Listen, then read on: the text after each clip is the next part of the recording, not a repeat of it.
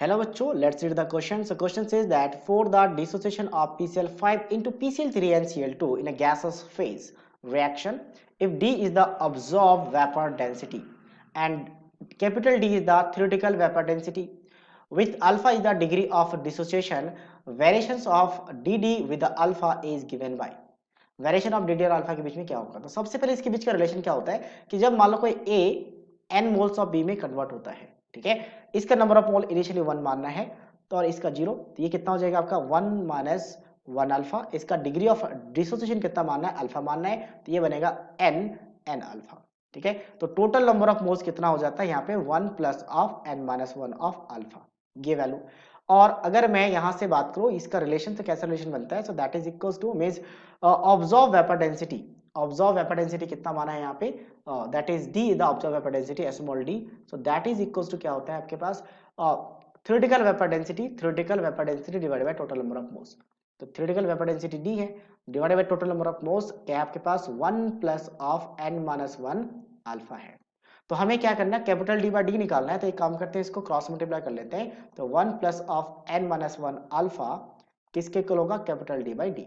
अब हमें ग्राफ बनाना है, तो ये एक्चुअल में y की जगह पे एक तो हम ऐसा लिख लेते हैं कि capital D by D is equals to क्या हो जाएगा 1 plus of n minus 1 alpha. तो ये आपका y की जगह पे है, ये इंटरसेप्ट c है और ये आपका स्लोप है m और ये आपके पास क्या है, अल्फा है, ठीक है। ये यानी कि x एक्सिस में रखा गया है, क्योंकि एग्जैक्टली देखा जाए तो d बाई डी को x y एक्सिस में और अल्फा को अच्छा उल्टा थोड़ा सा रिवर्स रखा गया, तो हमें थोड़ा सा रिवर्स करना पड़ेगा। आई गेस कि ये d बाई डी है बट अल्फा को यहाँ रखा गया है, तो फिर रिवर्स करने के लिए हम क्या करेंगे, रिवर्स करने के लिए हम यहां से थोड़ा सा कैलकुलेट कर लेते हैं, यहां से कैलकुलेट करेंगे कि हम n माइनस पहले तो माइनस 1 को उधर लेके जाते हैं, तो n माइनस 1 इंटू अल्फा किसके इक्वल हो जाएगा, d by D minus of 1, और n माइनस 1 को डिवाइड कर लेते हैं, तो अल्फा किसके इक्वल हो जाएगा, d by D into 1 by n minus 1 minus of 1 by n minus 1।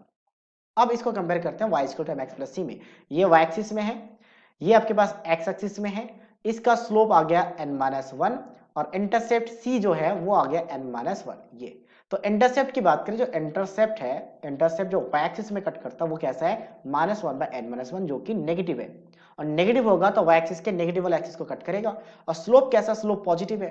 तो अगर ग्राफ बनाऊंगा तो ग्राफ बनने का सिंपल तरीका है कि आपका एंगल, अगर स्लोप पॉजिटिव है तो एक्यूट एंगल बनाएगा।